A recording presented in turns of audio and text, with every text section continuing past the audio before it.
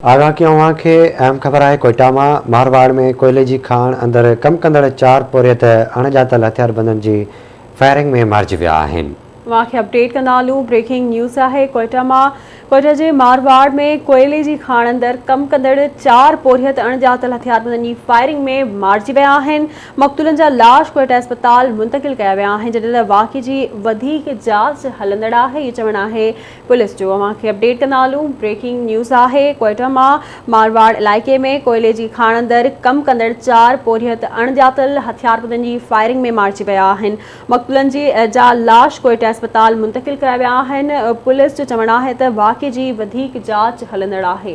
बिल्कुल नाज़रीन, खबर अवां ताईं पहुचाई पिया। कोयटा में मारवाड़ में ही वाक़ियो पेश आयो है। कोयले की खाण अंदर कम कंदड़ 4 पोरियत अणॼातल हथियारबंदनि जी फायरिंग में मारिजी विया आहिनि। अवांखे ॿुधाईंदा हलूं त मक़तूलनि जा लाश कोयटा अस्पताल मुंतकिल कया विया आहिनि, जॾहिं त पुलिस पारां वाक़िए की जांच कई पई वञे। अपडेट्स वठंदासीं कोयटा में आज़ाद बलोच का। आज़ाद, आगाह कजो कीअं वाक़ियो पेश आयो? जी बिल्कुल, बिशारत अफ़सोसनाक वाक़ियो पेश आयो है। कोयटा के इलाके मारवाड़ में कोयले के खाण में कम कंदड़ पोरियतनि जे मथां अणॼातल हथियारबंदनि फायरिंग शुरू कर दी, जंहिंजे नतीजे में 4 पोरियत मारिजी विया आहिनि। इतला मिलण ते पुलिस रेस्क्यू टीमूं वाक़िए वारे हंधि पहुची करे मारिजनि जे लाशनि खे जेको आहे त कोयटा अस्पताल मुंतकिल करायो वञी रहियो आहे।